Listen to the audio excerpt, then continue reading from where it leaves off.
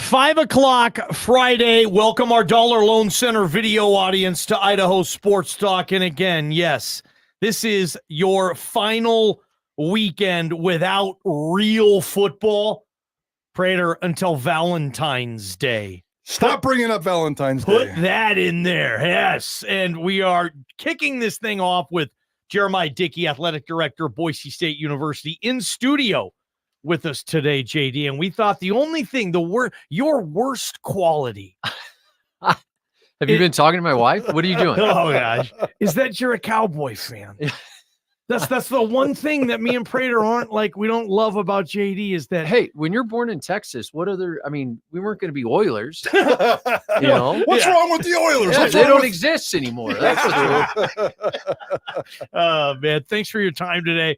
A lot of fun, JD, and real simple. We heard you earlier, but Bronco Nation, you scared them the last couple of months, JD. We talked to them every day. They were scared, man. Why are you still here? They're a big part of it. This place is special, and I've been really honest, and I think you guys know me well enough. I'm transparent. My family matters to me, and my family loves it here. And being a Bronco is one of the greatest things that's ever happened in my life. And how this community, how Bronco Nation, our donors, our student athletes, our staff, how they just have embraced me. And it was a good reminder. Sometimes you get lost in the muck, and not that there was ever a worry that I wouldn't be, but it was really humbling to be mentioned for a job like that, and a place that many years ago was maybe more of a dream job. But you get to a place like this, and I know who we are, I know what we can become, and there's still a lot more work ahead for us, and and I believe in what we're building, and that's what drives me every day, guys. It's, my goal is to be an AD, and, from, 20 plus years. And then you get there, and, there's a certain level of commitment. I'm not done yet. And there's more to be done. And I'm not saying life happens and things change, but right now my heart is here, and it's a testament to Bronco Nation. And so I'm sorry for worrying them. That was never the intent, but I know I'm here for a purpose and something greater than myself. And I'm just really grateful for the opportunity to continue. How real was Houston? That whole deal, tugging it wherever. JD, what can you say to that question? Yeah, how real was it? I'm, out of respect for the process, I won't go into a lot of details, but, I had 2 kids born there. I have family there. I love Houston. I'm still, every place I've been, those are the teams that if you ask me if I watch any other teams, it's the places I've been, because, blood, sweat, and tears, there's a lot at UTEP, Akron, Houston, Baylor that I'm proud of the team I was a part of and what they've accomplished. And Houston has a special place in my heart. There's some outstanding people there. And I got to talk to a lot of them, and, but ultimately when you're faced with those decisions, what rises is what's most important. And when you have those conversations with your kids and your family, in general, I get it. Sometimes there's going to be more money, and it's easy for me to say, because I know I'm so grateful. I never thought I would make what I make, guys. And, but that I promised myself when I first got into this industry, that's never going to be the driver for me. I'm going to do what's best for my family first and foremost. And I'm going to follow God's will. And my job is to walk through those doors when they open. And my prayer is that it's so wide open, I'd be stupid not to. And right now, there hasn't been a door that, doesn't, push me back to where I'm at, where my feet are, and my heart is. My heart is here, and I love being Bronco. Boise State Athletic Director Jeramiah Dickey had a 25-minute press conference earlier today. You may have heard some of that today. We're diving a little bit deeper here. He's in the studio right now. You can follow him on our YouTube channels and everywhere else that you follow the Idaho Sports Talk. I've made athletic directors at Boise State cry in the past. And I'm an emotional person, so I'm a little worried about this. Yes, and I've already cried earlier. Well, you did, and that's where I'm going. And I didn't even ask the question, and frankly, I'm not even sure what the question is, but you got emotional. Your eyes got teary. Dude, your bottom lip even quivered. You got emotional today. Wow.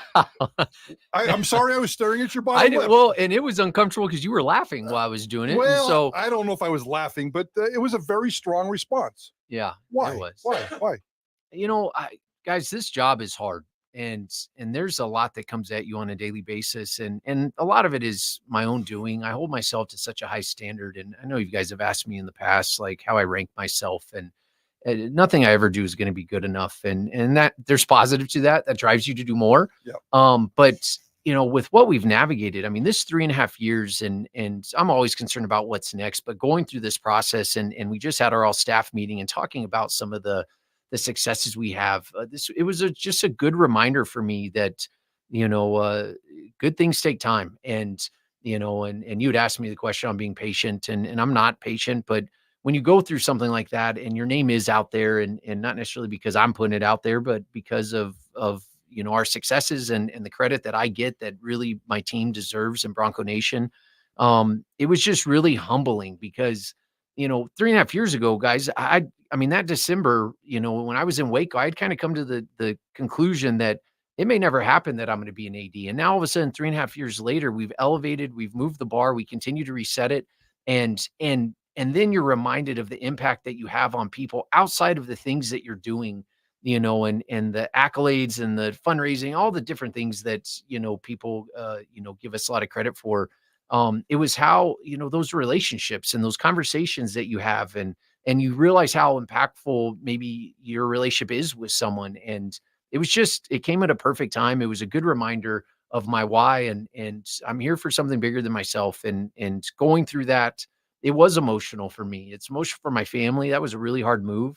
And it took us a while, COVID and just acclimating to a new area. And, it just, I've created so many different relationships within this community outside of what I represent as a Bronco. And it just means something. And, when you think about that, and especially with my kids, Very, really, really important to especially you, with huh, my JD? kids and my wife. And, there were a lot of nights that my son, would cry and say, "Dad, I like it here and I want to Mm. be here." Cause they would hear your show and they would hear, my wife and I are always talking, and, That's good parenting, by the way.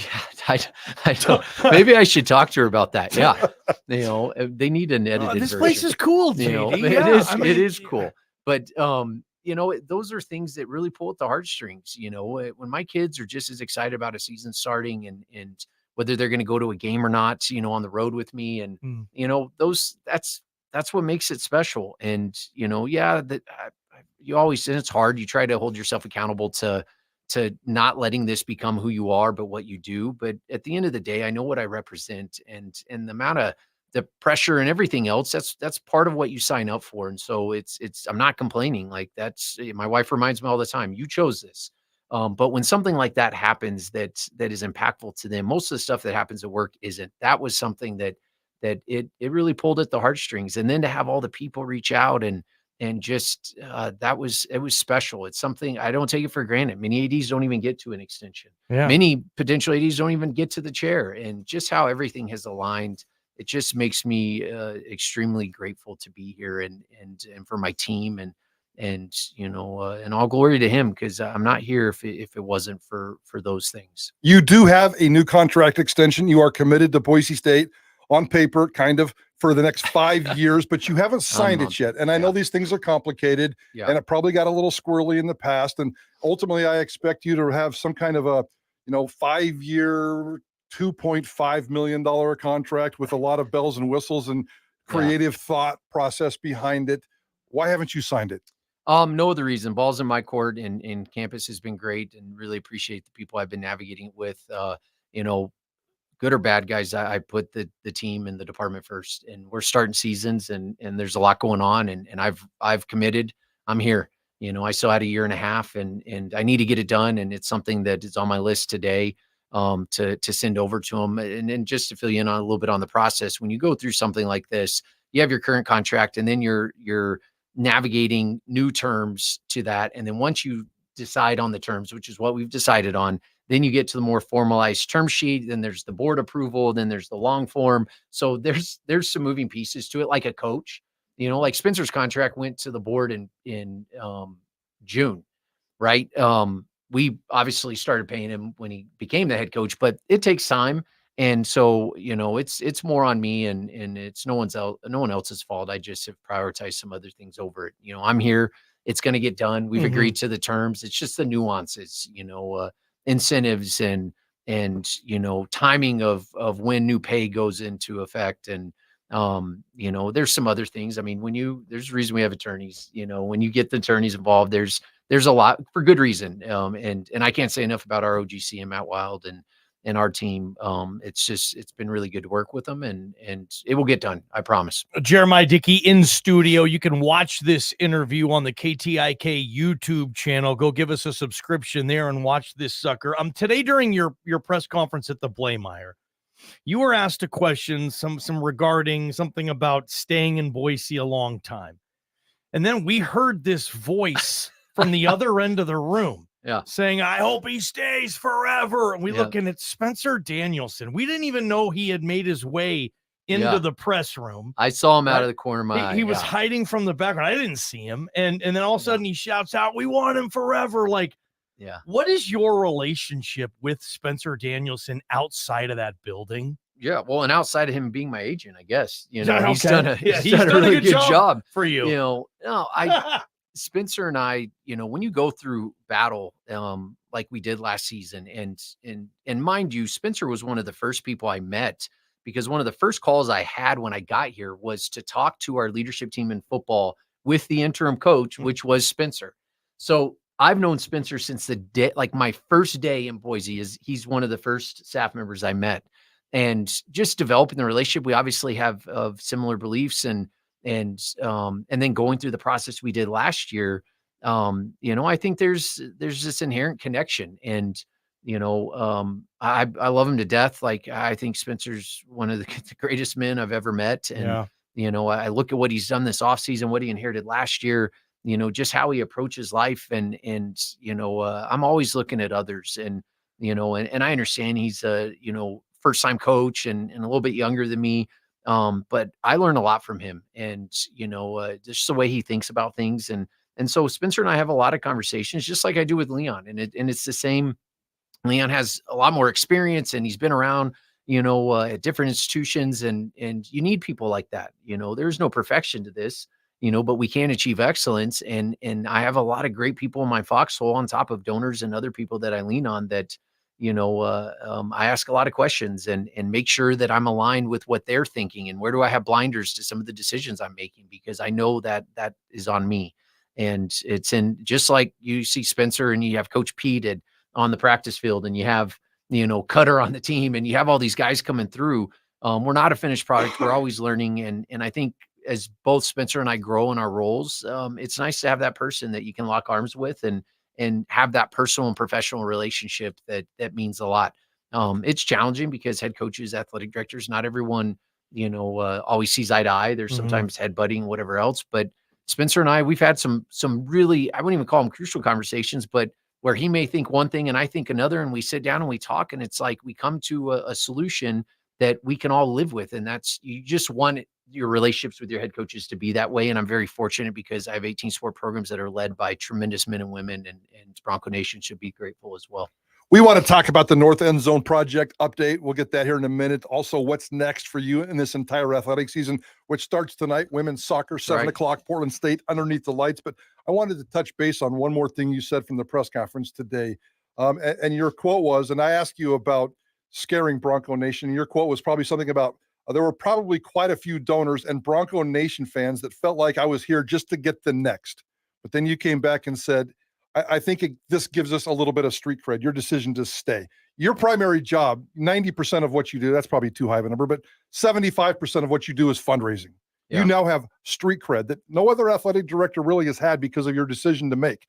How important is your decision and the relationship with fundraising and Bronco Nation now? Yeah, I think it's extremely important. I know that, based on my relationships, and I'm always talking to people, I know that there were certain donors that maybe, it's like, this is great, but he's going to go. He's going to leave. This is going to open up. And lots of fans felt the same way. And lots of fans. And I don't blame them. That's our industry. But I hate thinking like I'm an outsider or an outlier. I may be beat to a different drum. Like, where I'm at matters. obviously the family piece we talked about. I want to build something, and I want to see the fruits of our labor, and I do think it provides a little bit of street cred that I'm not just here trying to get the next job. Now time will tell, and that's in God's hands. Like, I don't really worry about it. I'm not one to update my resume and do all that stuff. Like, I'm where my feet are, and there's work to be done, and I'm committed. And this place took a chance on a new AD who had never sat in the chair and had never even been to Idaho, much less. And I feel like I owe it, to Bronco Nation and to our donors. And I think now that this decision is made and people see where my heart is, however honest I was before, I think now proof is in the pudding that I'm a Bronco, and we'll see what happens in the future. But at this point in time, there are too many good things going on here, guys. And I think our donors are really locked into that. And we've really elevated over the last 3.5 years, and testament to our team and everyone's stepping up. But, fundraising is our lifeblood, and those relationships, I probably fundraise a little bit differently than people. It's not just a business transaction. These are people that I consider friends and who I consider mentors in many ways. And I learned so much from them. And, I never let that impact my relationship with them, whether they give or not, or however much they give. And that's something that I've always held myself accountable to. And that, is like when I was going through that Houston stuff, the number of donors that reached out from Houston, and, it's just, that's special because that the relationship means more. And that's something that now that I, obviously it's out there that I'm staying. My hope is it does help us, because we need all the help we can get. We're not finished, and we need to continue to drive revenue, and fundraising is a big part of that. This football program in your 3 years has a collective record of 25-15, and you've done a breathtaking job, JD, of everything that you've done with fundraising and the plans. The team that's been 25-15, you've had to fire a coach in season. You won one league title, and it came with 6 losses last year, and you had to come back at the end of the year and get and grab that magic. Yeah. What do you think is on the table in this town if this team maybe comes back to 10, 12, 15 years ago and gets 10-2, 11-1, whatever the case? Like, JD, you've operated under the Boise State system. I've told you, what can it do if this thing gets back and it's nationally relevant and it's like that huge Boise State story again? Yeah, this place is going to explode. And better yet, guys, which was part of the plan when we got here, and everything that we played out in terms of what's next initiative, and the changes that I made in the department, and the additional positions we've added, and the other spaces we've added, not, some which obviously positions go with, but it's not just having success, it's being prepared for the success when it happens. We are prepared.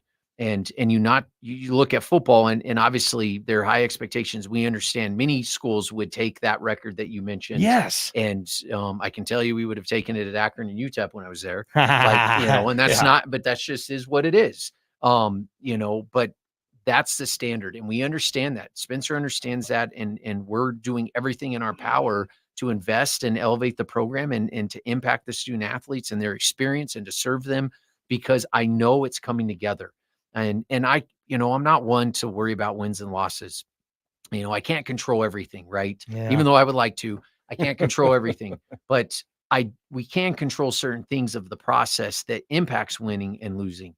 And that's what we've really committed to over the last 3.5 years. And what we're continuing to build on is that infrastructure to support them appropriately at the level they need to be supported. You can't have the expectations we have with the lack of resources. You can't have the expectations we have, and the accountability to year in and year out to compete with the teams that we're expected to compete without improving our facilities, without improving our budgets, without paying our offensive defensive coordinator more. Those are the things that I chose to really commit to arriving. And now you're seeing that play out. Now, does that guarantee winning and losing? No, like, winning is hard. And that's something that I'm cognizant of, and I don't take it for granted. What others may view as unsuccessful based on our past, I get it.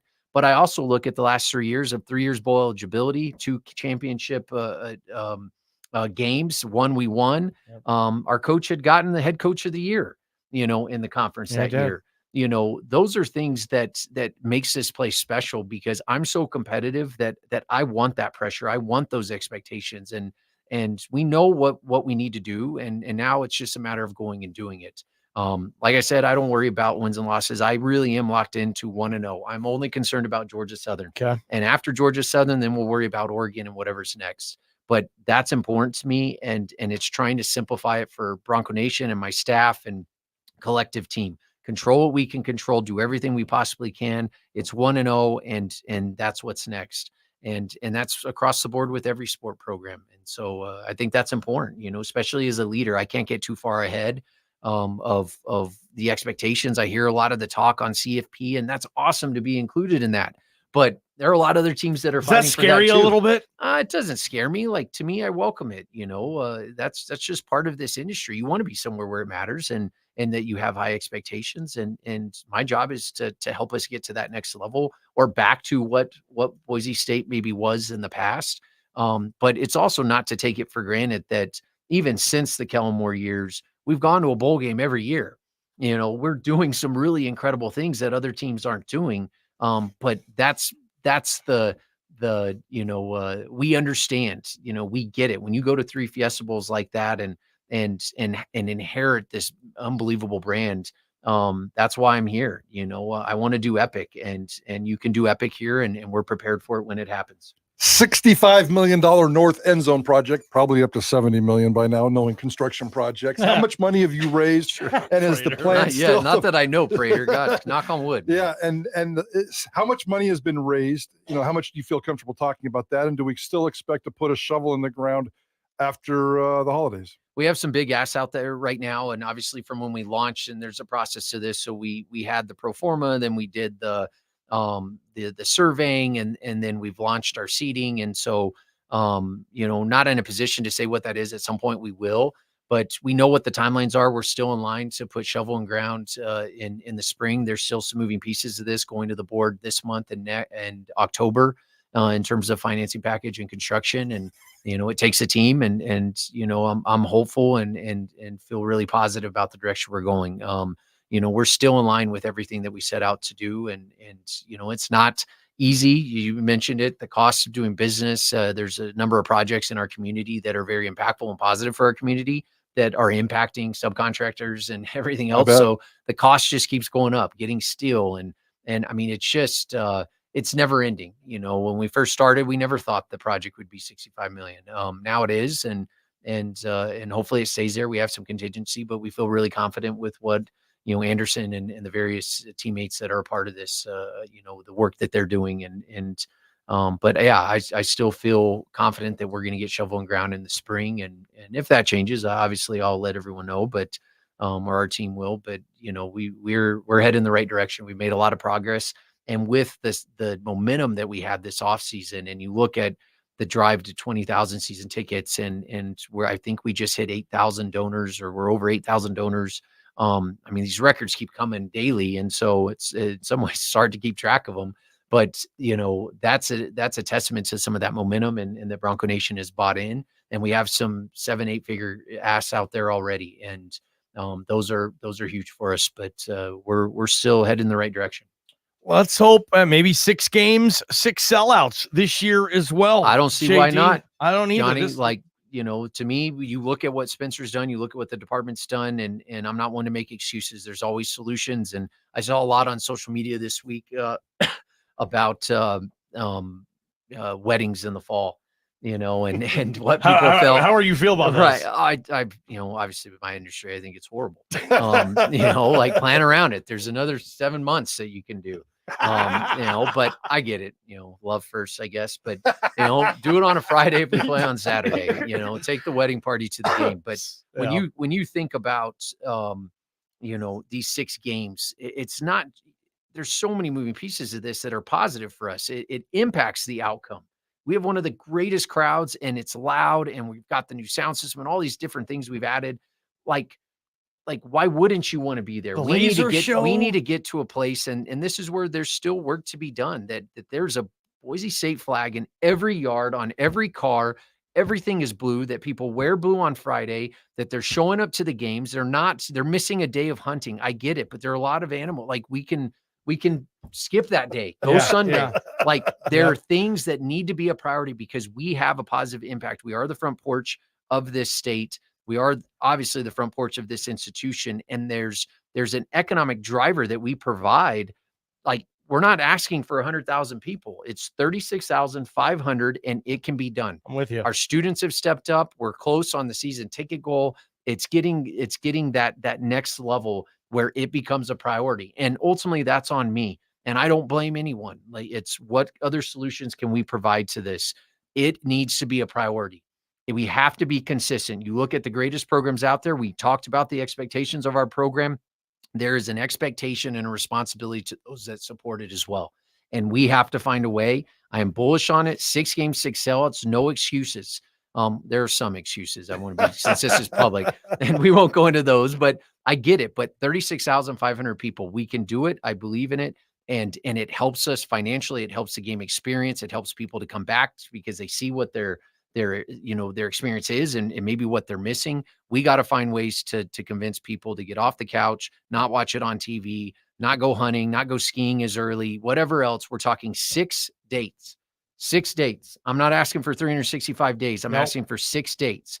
Now I will ask that at some point when we get into basketball season, those conference games become important. We have Clemson in basketball this year. We have to sell out those games. We have Washington State downtown, I think. Yep. And St. Mary's in Eastern Idaho, which is huge. Love going back there. But it matters. That's who we are. And it takes a team, and we need to lock arms and find a way. Enjoy the rest of your weekend, or your weekend's just getting off to a right start. And you spent it with Prater in the ball game. That's on right. Friday to kick off your weekend, JD. Congratulations on everything. And thank you for Prater, JP, and myself for the access you give us on this show. Never worked with an athletic director like you in my time. It's been wonderful. And just the entire program. It's fun to talk about Boise State sports on the radio every day, and you guys are a huge part of that. Well, thank you. That means a lot, and I'm grateful for you guys. And one last thing, first athletic event kicks off tonight, 7 p.m. Boaz. We have lights, so it's under the lights, and this is the first 1-0 mentality opportunity that we have. So go Broncos. Everything counts. Everything matters. Right. Plan the work and work the plan. That's Jeramiah Dickey. Let's go. And he's so into slogans. What's next? The new one for you is save animals, watch football. Yes, there we go. There we go. There's JD, and that is why you listen to Idaho Sports Talk. From the Beacon Plumbing Traffic Studios, this is Ticket Traffic.